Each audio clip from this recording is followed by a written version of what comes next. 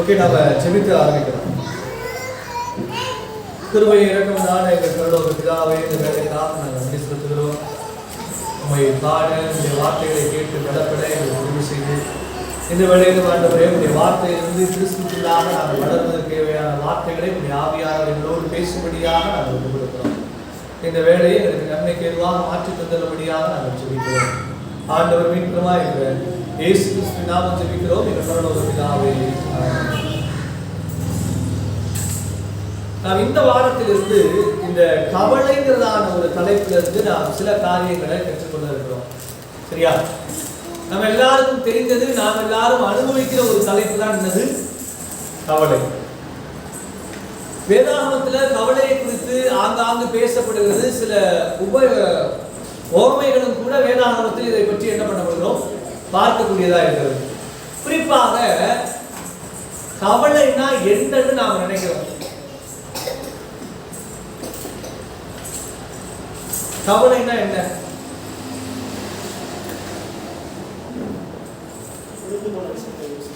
Okay, முடிந்து போன விஷயத்தை யோசிப்பதுதான் கவலை அப்படின்னு தம்பி சொல்றாங்க. வேற எதுவும்?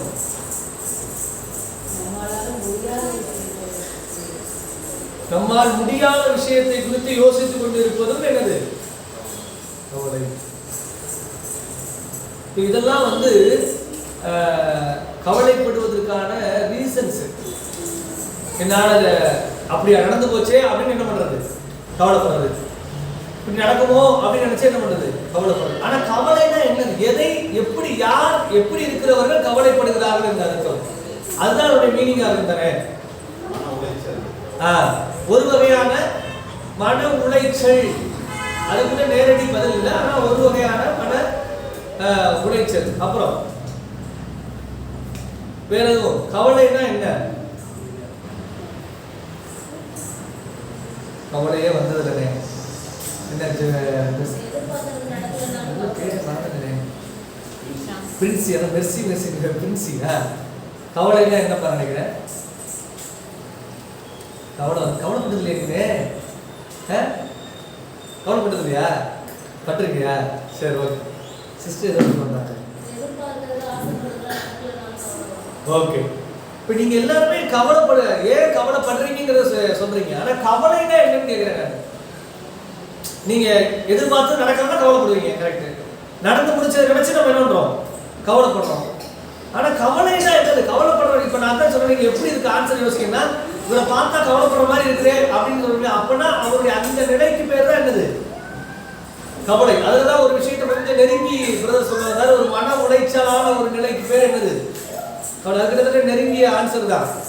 அது மாதிரி யோசிங்க. ஒருத்தர் ஒரு முகத்தை பாக்குறீங்க, இவரை பார்த்தா கவலையா இருக்குதுன்னா எதை வச்சு சொல்றீங்க நீங்க? சோர்வு. அப்புறம் வேற எதுவும் சொன்னீங்க? முகபாவனை, பிஹேவியர். இல்ல, கிட்டத்தட்ட நீங்க சொல்றதா ஒண்ணுதான். அதான் அண்ணன் சொல்றாரு. நாட்டம், ஒரு இன்ட்ரெஸ்ட் இல்லாம இருக்கிறாங்க அப்படின்னு. மெயினா இந்த நீங்க சொன்னதெல்லாம் இதுல ஒரு மோசமான ஒன்று நிகழக்கூடும் அல்லது நிகழ்ந்திருக்கிறது என்று நினைத்து வருத்தத்தில் ஆழ்ந்துள்ள மனநிலை, இந்த துக்கம், வேதனை அப்படிங்கிற வார்த்தைக்கு தான் நம்ம எதிர்பார்த்தேன். வேற ஒண்ணும் இல்லை. அதை வச்சுதான் நம்ம ஒருத்தர் கவலையில் இருக்கிறான்னு சொல்றோம். ஒரு கவலைனா என்னது? சோர்வுற்று இருக்கிறது மட்டும் இல்லை, அதுல என்ன இருக்கும்?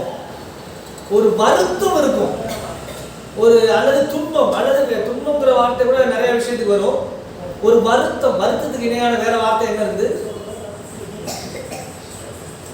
வருத்தம். நமக்கு ஆங்கிலமும் முழுசா தெரிய மாட்டு, தமிழும் நிறைய தெரிய மாட்டு. சஞ்சலம். சோ அது தூய தமிழ். அப்ப ஒரு சஞ்சலத்தோடு வருத்தத்தோடு இருக்கக்கூடிய மனநிலைக்கு பேர் தான் என்னது? கவலை. கவலை ஏன் வருதுங்கிறதுக்கு நீங்க சொன்ன ரீசன் தான் இருக்குது. நாம விரும்பியபடி ஒன்று நடக்காத போது நமக்கு மனசுக்குள்ள என்ன வருது? வருத்தமான, சஞ்சலமான ஒரு மனநிலை என்ன ஆகுது? வருது. வேதனைங்கிறது வேற, அது இணை சொல்லா இருந்தாலும் கூட நமக்கு பிசிக்கலாகவும் வேதனை வரும். ஆனா இந்த சஞ்சலம், வருத்தம், அப்ப என்னது? வருத்தமான மனநிலையோடு காணப்படுவது தான் என்னது? சஞ்சலம். அதுல இருக்கிறதா மன உளைச்சல், சோர்வு, ஆக்டிவிட்டி இல்லாம இருக்கிறது, இதெல்லாம் என்னது அந்த கவலையினுடைய வெவ்வேறு கிளை பிரிவுகளாக காணப்படும். ஆனா கவலைனா என்னது? ஏதோ ஒன்று நிகழ்ந்திருக்கிறது அல்லது நிகழ போகிறது, அதை நினைத்து வருத்தமான ஒரு மனநிலையில் இருப்பதுதான் என்னது கவலை. யாரும் சிரிச்சுக்கிட்டே நான் ரொம்ப கவலையா இருக்கேன்னு சொல்ல முடியுமா? அதுக்கு பேர் என்ன இல்லை, கவலை இல்லை. அப்ப என்னது கவலை என்பது அதுல ஏதோ ஒரு வருத்தம் என்ன இருக்கு, நிறைந்து காணப்படுகிறதா இருக்கிறது. அதனால unhappy because you are thinking about problem or unpleasant thinking that might happen. ஏதோ அந்த மேல சொன்னதுதான் இங்க வந்து சொல்றாங்க. ஆனா மகிழ்ச்சியற்ற ஒரு மனநிலை தான் என்னது கவலையான ஒரு மனநிலையை குறிக்கக்கூடியதாக இருக்கிறது. இப்ப நீதிமொழிகள் ஒரு வசனம் இருக்கிறது. நீதிமொழிகள் 12வது அதிகாரம் 25வது வசனத்துல பாத்தீங்கன்னா, மனுஷனுடைய இருதயத்தில் உள்ள கவலை அதை ஒடுக்கும். மனுஷனுடைய இருதயத்தில் உள்ள கவலை அதை ஒடுக்கும், நல் வார்த்தையோ அதை மகிழ்ச்சியாகும். இப்ப ஃபர்ஸ்ட் இந்த கவலைங்கிறத பொறுத்தவரைக்கும் நீங்க பார்த்தீர்கள், அது மனிதனை ஒடுக்கக்கூடியதாக, அவனை வேதனைப்படுத்தக்கூடியதாக என்ன ஆகிறது. ஆகத்தான் நம்ம கவலைக்கான டெஃபினிஷனை நம்ம படிச்சது என்னது, அதுதான். கவலை என்பது எதை குறிக்கிறது? நமக்கு ஒரு துன்பத்தையோ வேதனையோ தரக்கூடியதான ஒரு நிலையை குறிக்கிறது. மகிழ்ச்சியற்ற மனநிலை இருப்பதை பொதுவான கவலை என்று கூறுவது. சொன்னாவ ஏன் சோகமா இருக்கிற அப்படின்னா அவன் என்னவா இருக்கிறான், கவலையாக இருக்கிறான். ஏதோ ஒன்று நடந்திருக்கிறதா நான் கவலையாக இருக்கிறேன், அல்லது சோகமாக இருக்கிறேன், சஞ்சலத்தோடு இருக்கிறேன், அல்லது ஏதோ ஒன்று நடக்க போகிறது அதை குறித்து நான் என்னவா இருக்கிறேன், மன வருத்தத்தோடு இருக்கிறேன். அப்ப கவலை என்பது மன வருத்தத்தை தரக்கூடிய, மன வருத்தத்தில் இருக்கக்கூடிய ஒரு மனநிலை. கவலையுடைய வெளிப்பாடு அழுகை இருக்கிறது, கவலையுடைய வெளிப்பாடு கோபம் கூட என்ன ஆகுது வருகிறது. ரொம்ப கவலைப்பட்டு தற்கொலை பண்ணிக்கிறவங்க என்ன பண்றாங்க இருக்கிறாங்க. அப்ப கவலைனால் வேறு சில விளைவுகள் இருந்தாலும் கூட கவலை என்பது வேதனை வருத்தம் நிறைந்த மனநிலை தான் என்னவாக இருக்கிறது கவலை அப்படின்னு. அப்ப நாம் ஏன் கவலைப்படக்கூடாது என்று வேதம் சொல்கிறது. உலகத்துல பல காரியம் கவலைனா என்னன்னு பார்க்கணும். நம்ம அதிகமா கவலைப்படுறதுனால டைரக்டா அதுக்கு ரொம்ப விளக்கம் கொடுக்காம நம்ம எதுக்கு போறோம், ஏன் கவலைப்படக்கூடாது அப்படிங்கிறதான சிந்தையை சிந்திக்க இருக்கிறோம். ஸோ அதுல முதல் பகுதியை தான் நம்ம இன்னைக்கு பார்க்க இருக்கிறோம். கவலையை மேற்கொள்வதற்கான வழிகள்ல ஒரு சிலர் மட்டும் நீ பார்த்துட்டு மீதி அடுத்த வாரம் நம்மளாம் பார்க்கலாம். முதலாவது நாம் ஏன் கவலைப்படக்கூடாது, நமக்கு தெரிஞ்ச விடை. ஏன் ரொம்ப கவலைப்படக்கூடாது? உடல்நிலை பாதிக்குமா? ஓகே, அதிக கவலைப்பட்டா உடல்நிலை பாதிக்கும், ஆகவே கவலைப்படக்கூடாது. அப்புறம்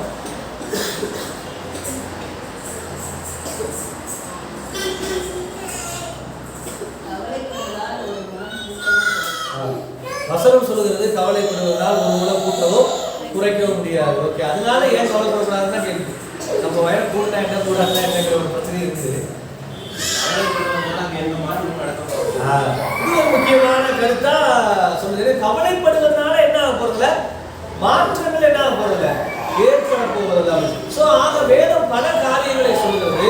நாம் அதுல ஒன்று ரெண்டு காரியங்களை நம்ம என்ன போறோம் சிந்திக்க போகிறோம். நாம் ஏன் கவலைப்படக்கூடாது என்றால், முதலாவது கவலைப்படுவது என்னது பயனற்றது. அந்த வசனம் தெரிஞ்ச வாசனை லூக்காவுடைய புத்தகம் 12வது அதிகாரம், இதுதான் நீங்க சொன்ன வசனம் நினைக்கிறேன். லூக்கா 12வது அதிகாரம் 25, 26, 12வது அதிகாரம் 25, 26. கவலைப்படுகிறனால் உங்களில் எவன் தன் சரீர அளவோடு ஒரு குணத்தை கூட்டுவார்? மிகவும் அற்பமான காரியம் முதலாய் உங்களால் செய்யக்கூடாது இருக்க மற்றவர்களுக்காக நீங்கள் கவலைப்படுகிறதில்லை. ஆண்டவர் முதலாவது என்ன சொல்கிறார் என்றால், கவலைப்படுகிறதுனால் என்ன நடக்கும் அப்படிங்கிறத கேள்வி. இப்ப இதுல என்ன சொல்றாங்க, ஒரு குணத்தை கூட்டவோ குறைக்கவோ முடியுமா அப்படின்னு. ஆனா இந்த மூல மொழியில எப்படி சொல்றாங்கன்னா, கவலைப்படுகிறதுனால ஆயுசு நாட்கள்ல 1 மணி நேரத்தை கூட்டவோ குறைக்கவோ முடியுமா அப்படிங்கிற ஒரு ஸ்லைடு அப்படின்னு தான் சொல்றாங்க. ஏன்னா சிலர் என் வயரம் ஏறுனா என்ன குறைஞ்சா என்ன அப்படின்னு சொல்லுவாங்க. ஆனா ஆயுசு நாள் ஏறுவது குறைவது என்னது ரொம்ப பெரிய விஷயம். அப்ப என்ன சொல்ல வராரு? ஒன்னால நீ கவலைப்படுறனால உன் ஆயுசு நாட்களை கூட்டவோ குறைக்கவோ முடியாது. அந்த மெயினா அடுத்த வசனம் எப்படி சொல்லுது?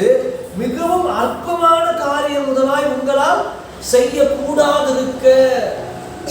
ரொம்ப சாதாரண விஷயங்களை கூட நம்மளால முடியாது, மாற்றிவிட முடியாது. பெரிய பெரிய விஷயங்களை நம்மளால முடியாது, எதையும் செய்ய முடியாது. ஆகவே கவலைப்படாதீர்கள். இது ஒரு பொது உண்மை. அதுக்காக சே இன்னைக்கு சமைக்கணுமே அப்படின்னு கவலைப்பட கூடாதான்னு கேட்டால் கவலைப்பட்டு தான் ஆகணும். கவலைப்பட்டாதான் நீங்க என்ன பண்ணுவீங்க? சமைக்கலாங்கிற முயற்சிக்கு என்ன பண்ணுவீங்க? போவீங்க.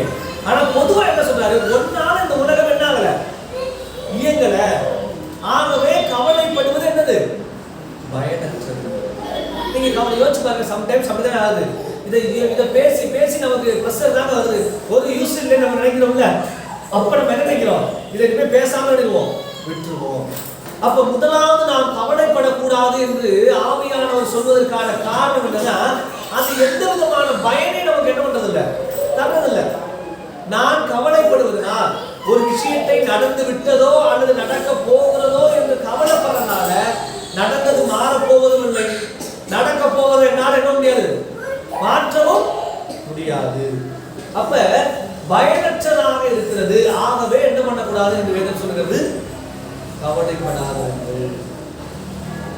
கொஞ்சம் கஷ்டம் தான். நம்ம சாதாரண சொல்லணும், கவலைப்படாமல் இருக்கிறது ரொம்ப கஷ்டம். ஆனா ஃபர்ஸ்ட் என்ன நினைக்கிறோம்? என்னால் மாற்ற முடியாதவைகளை குறித்து, என்னால் எதுவும் செய்ய முடியாதவைகளை குறித்து நான் என்ன பண்ணக்கூடாது, கவலைப்படக்கூடாதுன்னு ஆரம்பத்திலே தீர்மானிச்சது. ஒரு பிரச்சனை வருதுன்னா, இது என் கையில இல்லை, என்னுடைய அதிகாரத்துக்கு மீறி அப்படிங்கிறப்ப நான் இதை குறித்து அதிகமா என்ன பண்ண தேவையில்லை, கவலைப்படும். இப்ப உக்ரைன் போற நான் நிறுத்தணும், ஐயோ உக்ரைன்ல எவ்வளவு பிரச்சனை இருக்கு, நான் உட்காந்து கண்டுபிடிச்சுக்கிட்டேன் என்ன பண்ண முடியும் என்னால? இல்ல இஸ்ரேல் யுத்தத்துக்கு ஐயோ நம்ம வருத்தப்படுறோம். இஸ்ரேல் யுத்தம் நடக்கிறது, அநேக குழந்தைகள் கொலை மரணிக்கிறார்கள், வருத்தப்படலாம், அதுக்காக ஜெபிக்க முடியும். அதை தாண்டி என்ன இஸ்ரேல் யுத்தம் நடக்குது, நீங்களா சாப்பிட்டு இருக்கீங்களே, என்னடா இஸ்ரேல் யுத்தம் நடக்குது, நீங்க கல்யாணம் வச்சிருக்கீங்களே கேட்டா நம்ம என்ன சொல்ல முடியும்? சில விஷயங்கள் நம்மளால என்ன முடியாது, எதுவுமே செய்ய முடியாது. அப்ப அவைகளை குறித்து நாம் கவலை கொண்டோடு இருக்கிறதுனால என்ன இல்லை, பயனற்றது. அப்ப நாம் ஏன் கவலைப்படக்கூடாது என்று சொன்னால், நம்மால் சில விஷயங்கள் என்ன முடியாது, மாற்றம். சில விஷயங்கள், நீங்க வேண்டிய எல்லா விஷயத்தையும் நினைச்சக்கூடாது. நம்மால் சில விஷயங்கள் என்ன முடியாது, மாற்ற முடியாது. மாற்ற முடியாத விஷயத்தை குறித்து நீங்க என்ன பண்ணாதீங்க, கவலைப்படாதீங்க. நமக்கு ஏன் இப்படி ஒரு அம்மா அப்பா அப்படின்னு எத்தனை வருஷம் நீங்க வருத்தப்பட்டாலும் அம்மா அப்பாவை என்ன முடியாது, சேஞ்ச் பண்ணிட முடியுமா? நமக்கு ஏன் இப்படி ஒரு மனைவி, நமக்கு ஏன் இப்படி ஒரு கணவர் அப்படின்னு வருத்தப்பட்டாலும் எவ்வளவு வருஷம் ஆனாலும் அது என்ன முடியாது, மாற்ற முடியாது. ஆகவே மாற்ற முடியாதவை குறித்து கவலைப்படுவதை விட அதை திருத்துவதற்கு என்ன வழியோ அதை செஞ்சுட்டு என்ன பண்ணிட்டே இருக்கணும், போயிட்டே இருக்கணும். ஐயோ தப்பா கல்யாணம் பண்ணிட்டேன், எவ்வளவு வருஷம் சொல்லிட்டு இருக்கு, எவ்வளவு வருஷம் சொன்னாலும் என்ன இல்லை, பயன் இல்லை. அதுல நம்ம என்ன செய்ய முடியும் தான் நம்ம என்ன பண்ணணும், பார்க்கணும். அர்த்தமற்ற கவலையே சில நேரத்தில் நமக்கு மிகப்பெரிய அழிவு என்ன ஆகிடும், கொண்டு வந்து. சோ ரெண்டாவது, இந்த கவலை படுகிறதுனா நமக்கு என்ன நடக்கும்னா, நாம செய்ய வேண்டியதை செய்ய விடாம ஆக்கிடும். மத்தேயு சுவிசேஷம் அந்த வசனத்தை வாசிங்க. மத்தேயு சுவிசேஷம் 6வது அதிகாரம், மத்தேயு 6வது அதிகாரம். அந்த பகுதி ரொம்ப பெரிய கவலையை பற்றி பேசுகிற ஒரு பெரிய பகுதி. நம்ம அடுத்த வாரம் அதை பார்க்கலாம், அல்லது ஒரு வருஷத்துக்கு மட்டும் பார்க்கலாம். 6:34. நாளைக்காக கவலைப்படாதீர்கள், நாளைய தினம் தன்னுடையவர்களுக்காக கவலைப்படும், அந்த நாளுக்காக அனுதினம் பாடுகள் போதும். அந்த நாளுக்கு அதின் பாடுகள் போதும். நாளை நினைச்சு கவலைப்படாத அப்படின்னு ஏன் இந்த இடத்துல கன்க்ளூஷன் பண்றாருன்னா, நாளை நினைத்து கவலைப்படுகிறவர்கள் இன்றைய நாளை விடுவாங்க, வீணாக்கி விடுவார்கள். கவலைக்கு ஒருத்தர் இப்படி டெஃபினிஷன் கொடுத்தார்.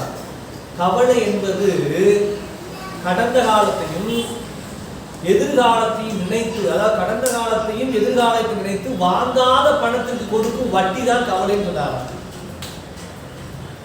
வாங்காத பணத்திற்கு கொடுக்கும் வட்டி அப்படின்னா என்னது, கடந்த காலத்தையும் நம்மளால மாற்ற முடியாது, எதிர்காலமும் இன்னும் என்ன ஆகல, வரல.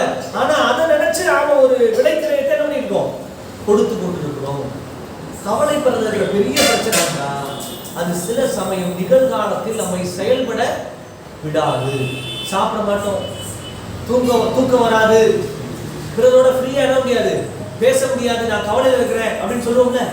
அப்ப என்னது, கடந்த காலத்துல நினைச்சு என்னுடைய இந்த இன்றைய நிகழ்காலத்தை எல்லாம் நினைக்க முடியல, செயல்பட முடியல. சில நேரத்துல நாளைக்கு என்ன நடக்குமோ நினைச்சு இன்றைய நிலைமையில நமக்கு என்ன வர மாட்டுது, தூக்கம் வர மாட்டுது. அப்ப நாம என்ன பண்ணணும், முதல் யோசிக்கணும், இது என்னுடைய இன்றைய நாளை என்ன பண்ணுது, வீணடிக்குது. இதெல்லாம் நாம அப்பப்போ சொல்லணும், தானால நடக்காது. கவலை வரும்போது நாமே பார்த்து என்ன பண்ணணும், சொல்லணும். இதுக்கு நான் கவலை. முதல் பாயிண்ட் படிச்சோம்ல, சில விஷயங்கள் நமக்கு அதிகாரம் இல்லை, சில விஷயங்கள் நம்மளால முடியாது, மாற்ற முடியாது. ஆகவே அப்பேற்பட்ட விஷயங்களை குறித்து நம்ம கவலைப்பட்டிருந்தால் அது என்னது, பயனற்றது. இரண்டாவது, சில விஷயங்கள் நம்மை செயல்பட விடாமல் இன்றைய வேலையை எது தடை செய்தோ அதை ஃபர்ஸ்ட் தூக்கி போடுது. சிலர் இறந்து போயிட்டா வேலைக்கு போக மாட்டாங்க. அந்த கவலையிலிருந்து அவங்க வெளியில வர்றதுக்கு என்ன ஆகும், அந்த உறவுடைய அந்த தாக்கத்திலிருந்து வெளியில வர்றதுக்கு என்ன ஆகும், டைம் ஆகும். அது உண்மைதான். ஆனா அது போல அன்றாட வாழ்க்கையை பாதிக்கக்கூடிய அளவுக்கு நீங்க என்ன கூடாது, கவலைப்பட கூடாது. அப்படி பாதிக்கப்பட்டிருக்கிறீங்கன்னா நீங்க உடனடியாக அதுல இருந்து என்ன ஆகும், வெளியில வரும். சிலருக்கு வந்து இருப்பாங்க, இந்த லவ் ஃபெயிலியர் பிரச்சனை பசங்கள்லாம் பார்த்தா அல்லது பிள்ளைகள்லாம் பார்த்தாங்கன்னா, சாப்பிட பிடிக்கிறனே, தூக்கம் வரமாட்டேங்கண்ணே, செத்து போயிடலாங்க, என்ன ஆகுங்க தோணுதுனே, அது ட்ரைலாம் பண்ணுவாங்க. அவங்க அந்த விரக்தியிலே இருப்பாங்க. வாழ்க்கையில இலக்கு எல்லாமே என்ன ஆயிடுச்சு, இழந்து விட்டது. அவனால பாருங்க இயல்பா படிக்க எவ்வளோ லட்சுமணன் தம்பி என்ன சொல்றான்னா, பிரில்லியன்ட் ஸ்டூடெண்ட் கூட சூசைட் பண்ணியிருக்காங்க. அதாவது ஸ்கூல் காலேஜில் வந்து டாப்பராக இருந்தவங்க கூட அந்த ஒரு ஃபீல் பிரிஞ்சதுக்கு அப்புறம் கவலை வருத்தம் அப்படின்னு சொல்லிட்டு படிக்க மாட்டாங்க. நீ நல்லா பாருங்க, நல்லா படிச்சு திடீர்னு வீணா போறான். எப்படி போறாங்க, தனக்கு ஏதோ வருத்தம், அந்த வருத்தத்தை அவனால என்ன இல்லை, மேற்கொண்டு என்ன இல்லை, வர முடியல. உலகமே அதோட எத்தனை பேர் தன்னுடைய பிள்ளைகள் இறந்து போயிட்டனால பேரண்ட்ஸ் இறந்து போயிடுறாங்க, தன்னுடைய துணை இறந்து போயிட்டனால துணை தற்கொலை செஞ்சுக்கிறாங்க. அப்ப கவலைங்கிறது நமக்கு வருது. ஆனா அந்த கவலையை மேற்கொள்வதற்கு நாம என்ன பண்ணணும், முயற்சி பண்ணணும். எப்ப உங்களால் உங்களுடைய சாப்பாடு, படிப்பு, இதெல்லாம் அன்றாட வேலையை செய்ய முடியாத அளவுக்கு நீங்க கவலைப்படுறீங்கன்னா, நீங்க உடனடியா யாரையாச்சும் சந்திச்சு என்ன பண்ணணும், ஆலோசனை பெற்றுக்கணும். சிலர் இருப்பாங்க தெரியுமா, அப்படியே இருப்பாங்க, ஏமா வேலைக்கு போல, ஒரே கஷ்டமா இருக்கிறேன், ஏமா சபைக்கு வரல, ஒரே கஷ்டமா இருக்கிறேன். நாம என்ன சொல்லுவோம், கஷ்டமா இருந்தாலும் சபைக்கு வரணும், அங்கதானே தேவை. நீங்க பிரச்சனையா இருக்கும் போதுதான் எது தேவை, சபை தேவை, ஆலோசனை தேவை. நல்லா இருக்கும்போது கூட என்ன தேவையில்லை, ஒரு நாள் இது போட்டு தூங்கலாம். ஆனா பிரச்சனையா இருக்கும் போதுதான் எது தேவை, சபையுடைய புத்திமதி தேவை. அப்ப எல்லாரும் மனசு கஷ்டமாதான் எங்க வர மாட்டாங்க, சபைக்கு வர மாட்டாங்க. ஆனா மனசு கஷ்டமானதான் எங்க வரணும், சபைக்கு வரணும். ஏன்னா அவருக்கு ஆலோசனை தேவை. அப்படியே சோர்ந்து போய்விடக்கூடாது, அப்படியே அமர்ந்து போய்விடக்கூடாது அப்படிங்கிறதுக்காக தான் ஆண்டவர் சொல்லுகிறார். அப்ப என்னது, நாம செயல்பட முடியாதவர்களாய் நம்ம சில நேரத்தில் கவலை பண்ணுது மாற்றுது. சில நேரத்துல வந்து நம்ம கிட்ட யாரும் என்ன பேசுனீங்களா அப்படின்னு கேட்பாங்க. அப்ப நிகழ்காலத்தை இழந்து விடுவோம். ஆகவே நாம் என்ன கூடாது, கவலைப்பட கூடாது. மூன்றாவதாக நாம் ஏன் கவலைப்படக்கூடாது என்றால், இது ரொம்ப ரொம்ப முக்கியம். இந்த வசனம் என்னன்னு உங்களுக்கு ஞாபகம் இருக்கா? லூக்கா 10 ஆண்டவர் இங்கே இந்த வார்த்தையை பயன்படுத்துகிறார். மார்த்தாள் மரியாதை பார்த்து பேசுகிறார். மார்த்தாளுடைய கம்ப்ளைண்ட் எடுக்கிறேன். லூக்கா 10வது அதிகாரம் 41வது வசனத்தை வாசிக்கலாம். லூக்கா 10:41. இயேசு அவர்களுக்கு பிரதியமாக, மார்த்தாளே மார்த்தாளே, நீ அநேக காரியங்களை குறித்து கவலைப்பட்டு கலங்குகிறாய். பாருங்க, நீ அநேக காரியங்களை குறித்து கவலைப்பட்டு கலங்குகிறாய். நாம முதலே கவலைனா என்னன்னு படிச்சிட்டோம், அது ஒரு வேதனை.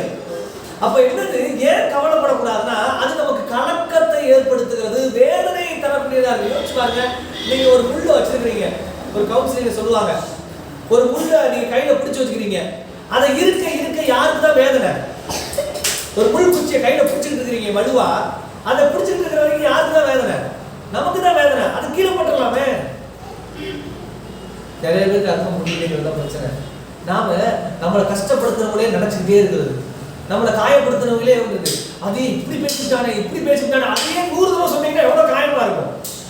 நமக்கு என்ன தெரியுமா, இப்படி பேசினா அவனுக்கு தெரிஞ்சது அவ்வளவுதான், நம்ம என்ன பண்றோம், விட மாட்டோம்.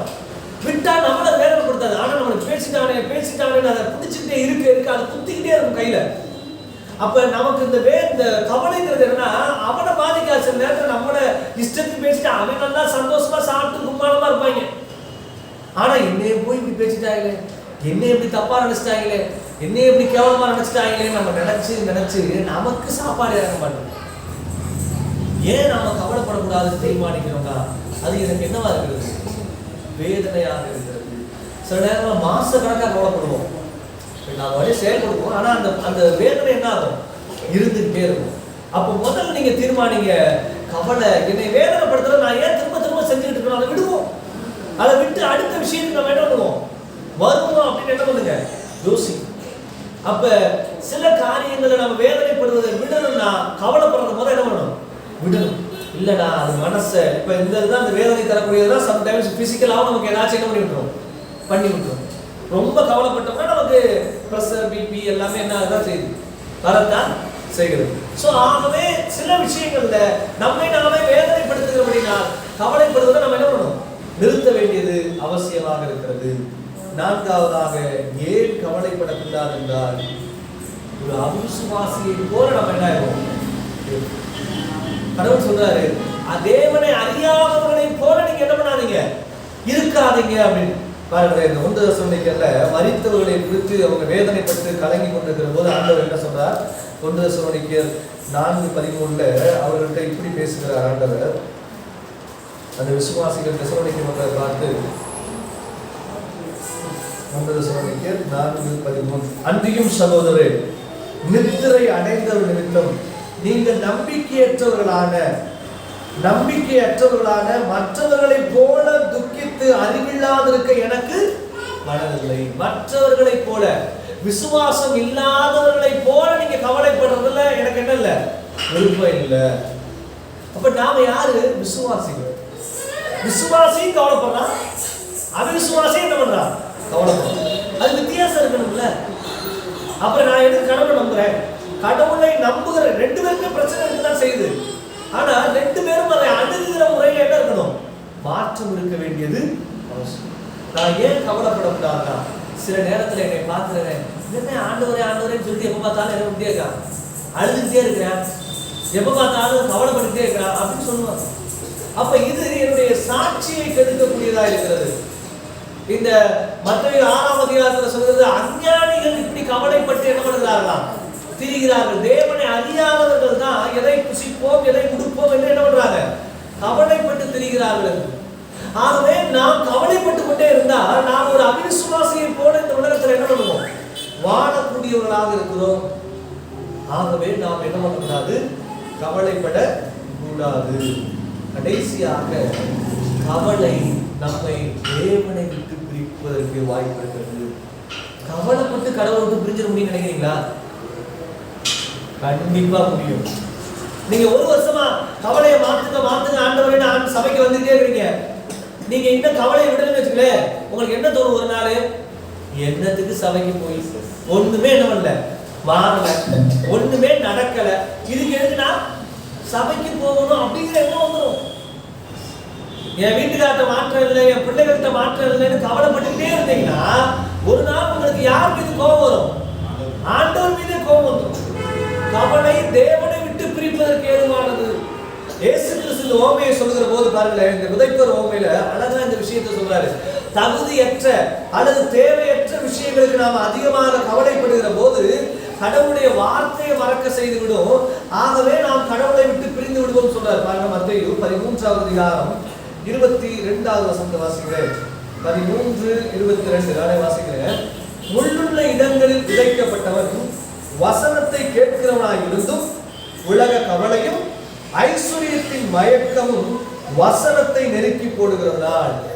இந்த உலகத்தை குறித்ததான கவலை, பல விஷயங்களை குறித்ததான கவலை வருகிற போது கடவுளுடைய வார்த்தை அது என்ன பண்ணிடும்? நெருக்கி போடணும். நீங்க கவலைப்படும் போது ஏதாவது வசனம் நான் சொல்லுதுன்னா ஒரு வசனம் ஞாபகம் வராது. அதான் பெரிய பிரச்சனை. எனக்கு அது உண்மையிலே நம்ம மூளையில கவலைங்கிறது உணர்வு சம்பந்தமானது. இதுக்கு முன்னாடி கோபத்தை பத்தி நடத்துறோம்ல ஒரு தடவை. கோபம் வருகிற போது எது செயல்படாமல் போயிடும்? அந்த சிந்திக்கும் போது என்ன ஆயிடும்? செயல்படாமல் போயிடும். அது போல கவலையும் இந்த உணர்வு பகுதியை சார்ந்தது. உணர்வு எப்பெல்லாம் மேலோங்குதோ அப்போதெல்லாம் அறிவு என்ன ஆயிடும்? குறைஞ்சிடும். இயல்பாகவே உணர்ச்சி பூர்வமாக இருக்கிற போது நாம் அறிவுபூர்வமா என்ன மாட்டோம், யோசிக்க மாட்டோம்.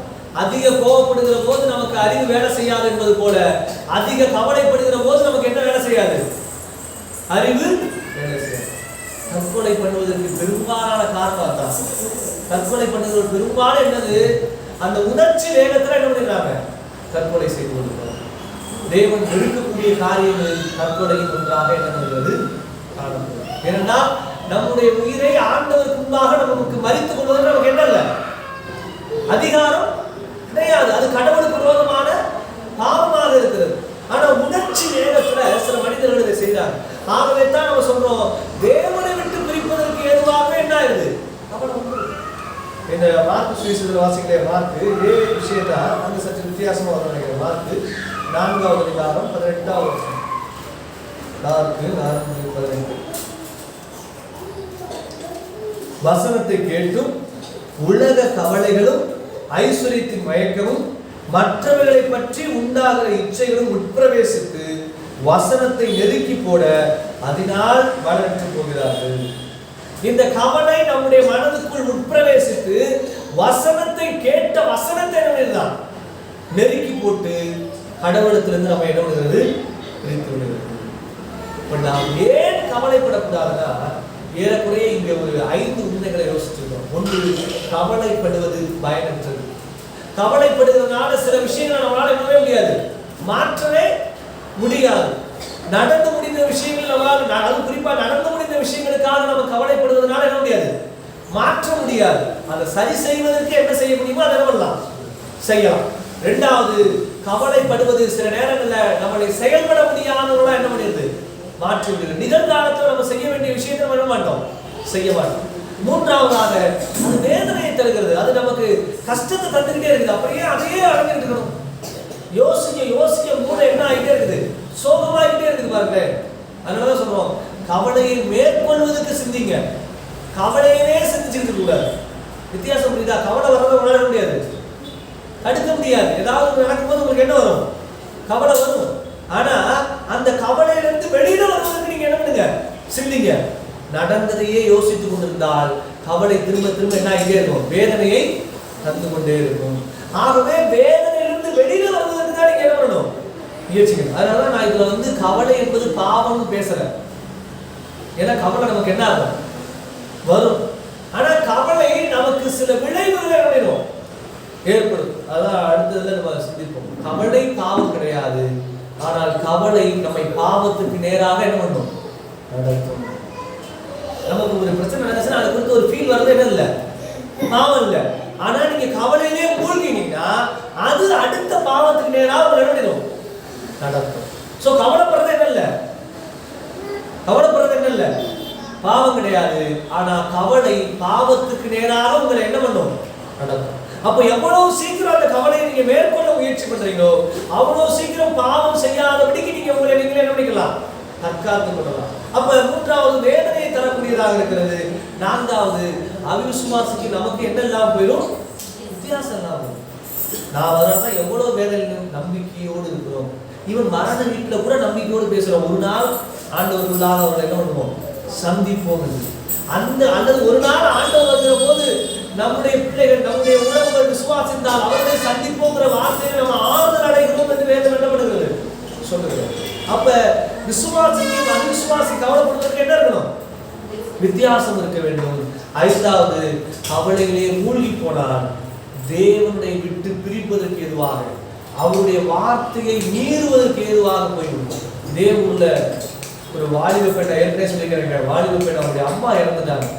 ஸோ நான் ஆட்சியில் இருக்கும்போது அந்த ஃபாதரோட போய் அவங்க சந்திச்சு பேசுகிற போது எங்கள் அம்மாவை காப்பாற்றல, எனக்கு இருக்குங்க ஆண்டவர் வரவே இல்லை. 1 வருஷமா சர்ச்சைக்கு ஆட்சியிலேயே அந்த கவலையில் அவங்க விட்டு என்ன ஆகல, வெளியில் வரல.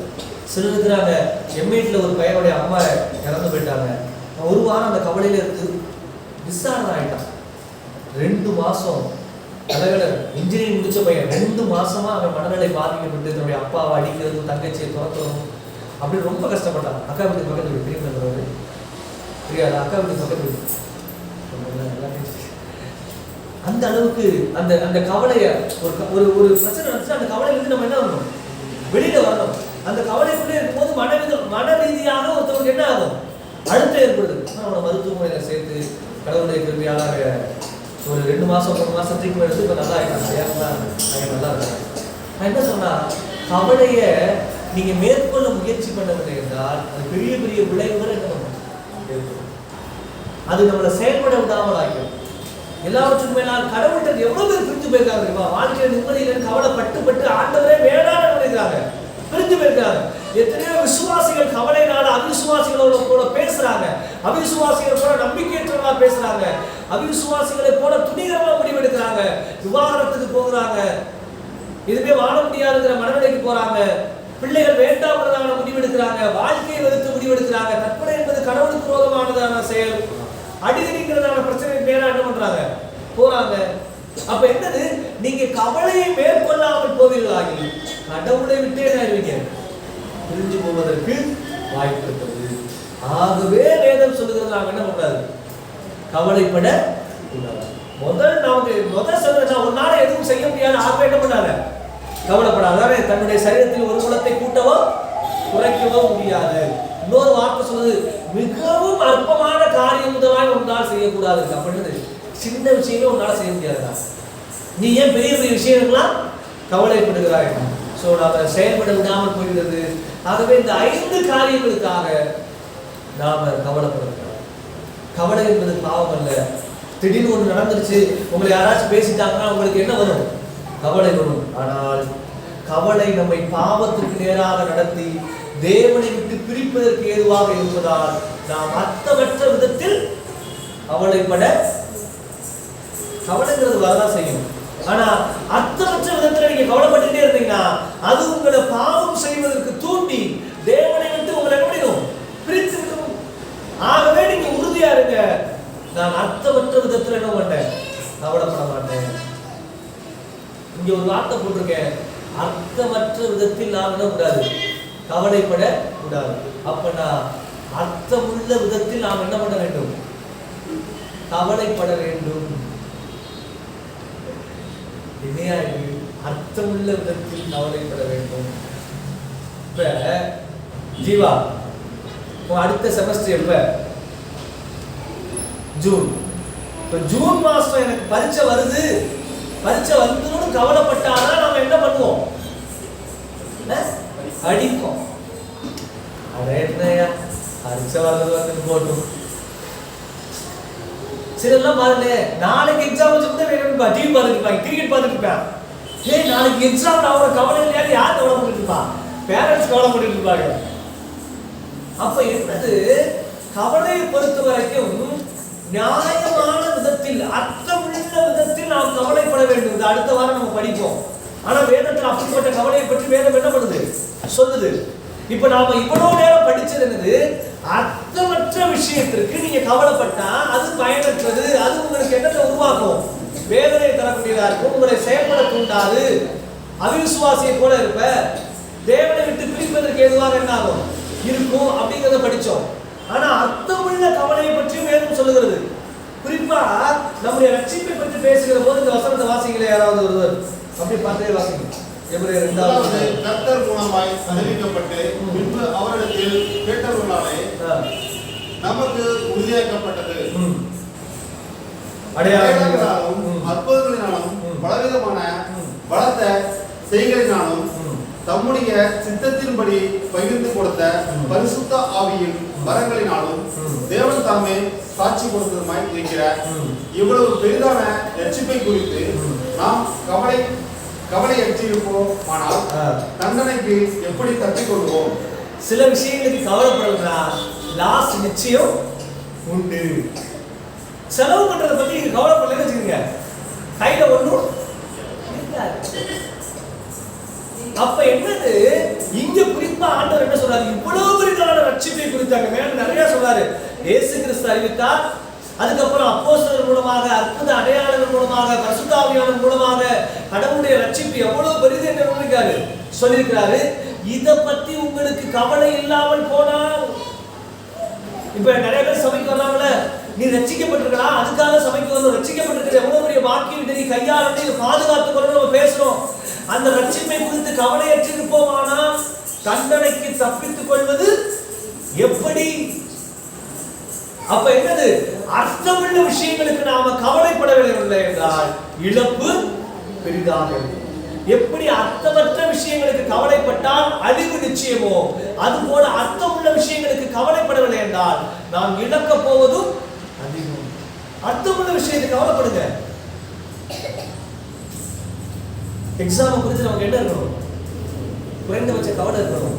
என்னுடைய பிள்ளைகள், யோபுவை பாருங்களேன், யோபு சொல்றான், என்னுடைய பிள்ளைகள் மறுதலாக கூட தவறுதலாக கூட கடவுளுக்கு விரோதமாக பாவம் செய்துவிடக் கூடாது என்று கவலைப்பட்டானா. அதுக்காக கூப்பிட்டு வச்சு பாவம் பண்ணி கேட்டு இருந்தான்னு நீதிமொழியில யோபுடைய புத்தகத்துல என்ன பண்றோம்? வாசிக்கிறோம். அது அவனுடைய பயம் இல்ல, நியாயமான பயம். என்னது? தன்னுடைய பிள்ளைகள் யாரை விட்டு போயிடக்கூடாது, கடவுளுக்கு விரோதமாக போய்விடக்கூடாது என்று. எப்பேற்பட்ட அதனாலதான் அந்த பிள்ளைகள்லாம் செத்து போனாங்க. அதனால பிரச்சனை இல்லை. ஏன்? பிள்ளைகள்லாம் இங்கே வந்துருவாங்க, பிள்ளைகள்லாம் பரலோகத்துக்கு வந்துருவாங்க தானே. கடவுள் நம்ம கேட்கலாம்ல, ஏயா யோபுடைய விசுவாசத்தை சோதிக்கிறதுக்காக யாரை எடுத்துட்டீங்க? பிள்ளைகள். ஆனா ஒரு பிரச்சனை இல்லை, பிள்ளைகள்லாம் நீதிமானா யோபு என்ன பண்ணிக்கிறான்? வளர்த்துக்கிறான். எங்க பார்த்துருவாங்க? பரலோகத்தில் என்ன பண்ணிடுவாங்க? பார்த்துருவாங்க. ஆகவே பெற்றோர்களுக்கு பிள்ளைகளை குறித்தான ஒரு நியாயமான பயம் இருப்பதில்ல, கவலை இருப்பதில் என்ன இல்லை, அவர் இல்லை. பிள்ளைகள் பரிசுத்தத்தை குறைச்சலாக வாழ்ந்து விடக் கூடாது அப்படிங்கிற பயம் நமக்கு என்ன ஆகணும்? இருக்கணும். அப்படி இருந்தாதான் அதுக்கு நாம ஏதாவது செய்யணும். பிள்ளைகள் வீணா போகக்கூடாது அப்படின்னு நினைக்கிற போதுதான் நம்ம என்ன பண்றோம்? பிள்ளைகளுக்கு புத்திமதி சொல்றோம். பிள்ளைகள் ஒழுங்கா படிக்கணுங்கிற கவலை இருக்கும்போது அவனுடைய ஸ்கூல்ல என்ன பண்றோம்? சேர்க்கிறோம். எத்தனை பொறுப்பற்ற பெற்றோர் இருக்கிறாங்க, பிள்ளை சாப்பிட்டாங்கிறத பத்தி கவலை இல்லை, பிள்ளை படிக்கிறாங்கிறத பத்தி கவலை இல்லை. அப்ப என்னது? அர்த்தமுள்ள கவலைப்படாவிட்டால் நிச்சயமாகவே அழிவு. என்னது? நிச்சயம். பணம் சம்பாதிக்கிறது குறித்து கவலை வேணும் நமக்கு.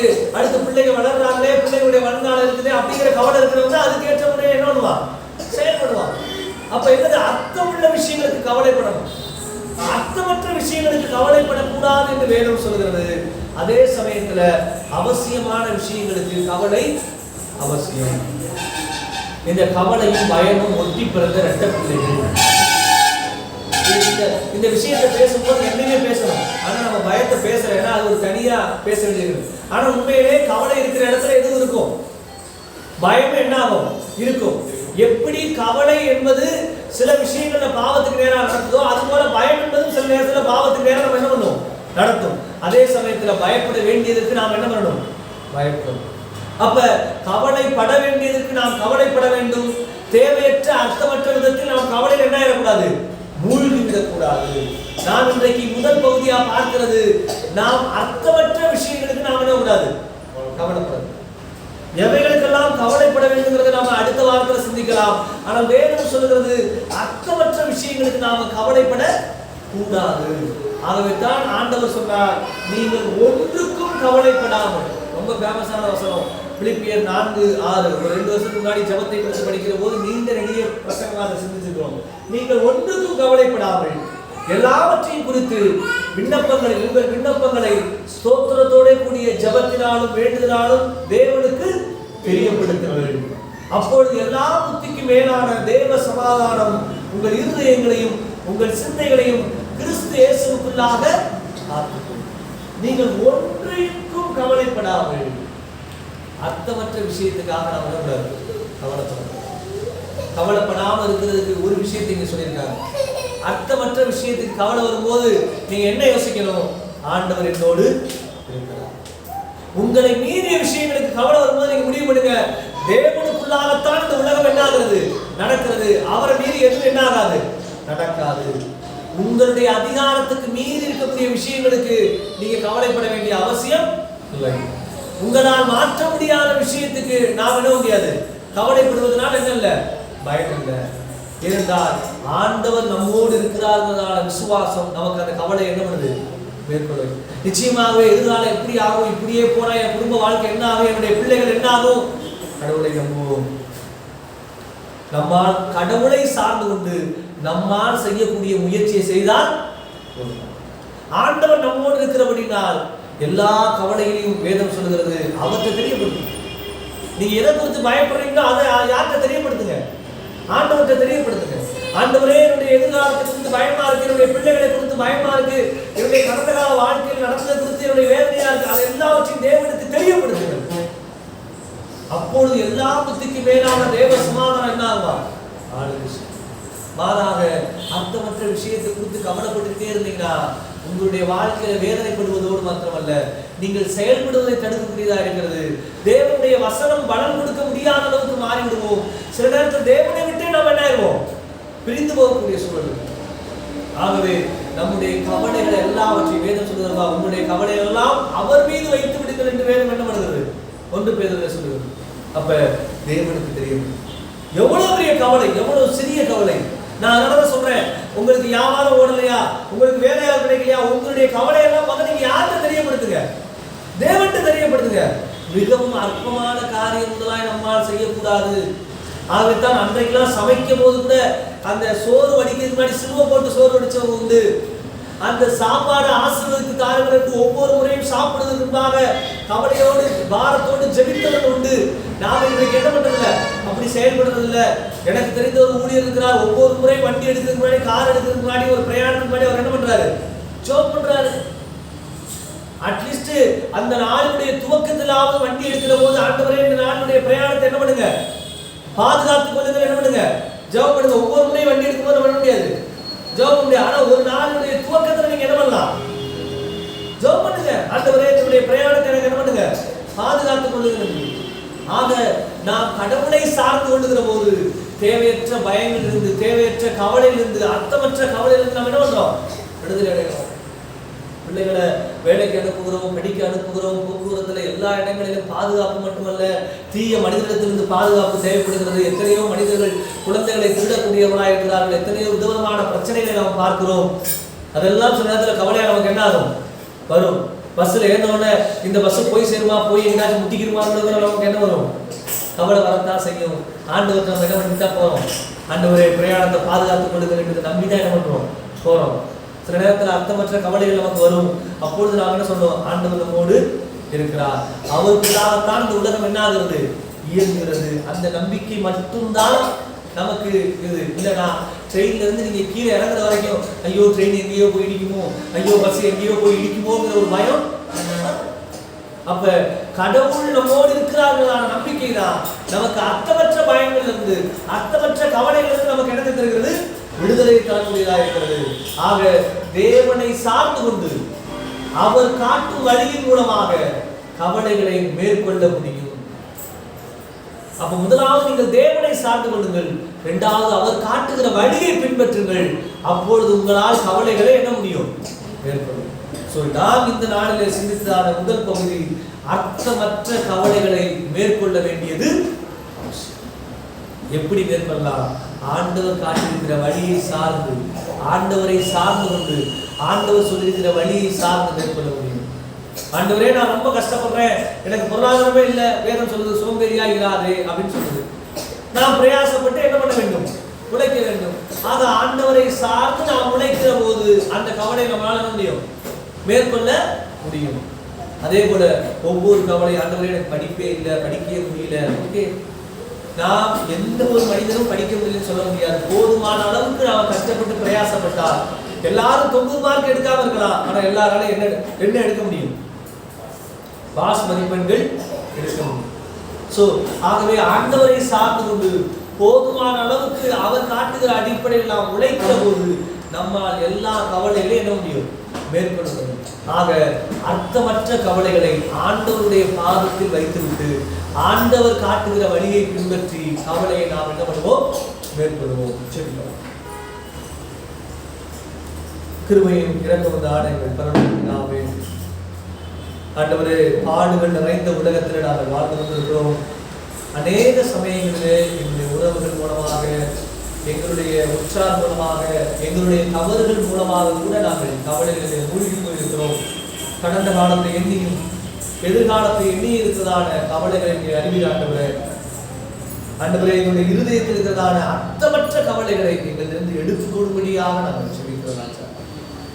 நாங்கள் கவலையிலே மூழ்கி போய் தகப்பனே, உம்மை விட்டு பிரிந்து போகிறவர்களாக, தேவனை அறியாதவர்களை போல நாங்கள் காணப்படாதபடிக்கு, வேதனையோடு நாங்கள் ஜீவிக்காதபடிக்கு ஆண்டவரே, நாங்கள் பயனற்றவர்களாக, நிகழ்காலத்தில் செயல்படாதவர்களாக, அல்லது பயனற்ற கவலையில் நாங்கள் மூழ்கி போகாதபடிக்கு ஆண்டவரே கவலையை விட்டுவிடக்கூடியதான இருதயத்தை எங்களுக்கு தந்தபடியாக நாங்கள் சொல்லிக்கிறோம். நீர் எங்களோடு இருக்கிறீர்கள். நான் நினைத்து விடுவதும் இல்லை, உன்னை கைவிடுவதும் இல்லை என்று சொன்ன எங்கள் ஆண்டவராக இயேசு கிறிஸ்து எங்களோடு இருக்கிறார். நான் விசுவாசத்திலே ஆண்டவரே இந்த உலகத்தை நாங்கள் நம்பிக்கையோடு எதிர்கொள்ள, எதிர்காலத்தை நாங்கள் தைரியமாய் எதிர்கொள்ள எங்களுக்கு உதவி செய்யும்படியாக நாங்கள் சொல்லிக்கிறோம். எங்களுடைய இருதயத்தில் இருக்கிறதான கவலைகள் எல்லாவற்றையும் ஆண்டவரை உம்மிடத்தில் நாங்கள் தெரியப்படுத்துகிறோம். நாங்கள் அடைந்த வேதனைகளும் நாங்கள் பயப்படுகிற எதிர்கால பயத்தை நாங்கள் உங்களுடைய சமூகத்தில் நாங்கள் தெரிவித்த ஆண்டவரே இந்த புத்தி கெட்டாத தேவ சமாதானத்தோடு நம்பிக்கையோடு நாங்கள் ஜீவிக்க எங்களுக்கு உதவி செய்யும்படியாக நாங்கள் சொல்லிக்கிறோம். அதே சமயத்தில் ஆண்டவரே நீர் காட்டுகிற வழியை பின்பற்றி இந்த அர்த்தமற்ற கவலைகளை மேற்கொண்டு வாழ எங்களுக்கு உதவி செய்யும்படியாக நாங்கள் சொல்லிக்கிறோம். உங்களுடைய வார்த்தை எங்களுக்கு எச்சரிக்கிற வண்ணமாக சரியானவைகளுக்கு கவலைப்படக்கூடிய இருதயத்தை எங்களுக்கு தருகிறார். எங்களுடைய ஆத்மாவை குறித்ததான கவலை எங்களை நெருக்கும்படியாக நாங்கள் சொல்லிக்கிறோம். நீர் கொடுத்திருக்கிற இந்த விடையேறப்பட்ட ரட்சிப்பை குறித்தான கவலை எங்களுக்குள்ளே இருக்கும்படியாக நாங்கள் ஜெபிக்கிறோம். அந்த கவலையினாலே நாங்கள் ஜாக்கிரதையுள்ளவர்களாக மாறக்கூடிய இருதயத்தை எங்களுக்கு தந்தபடியாக நாங்கள் ஜெபிக்கிறோம்.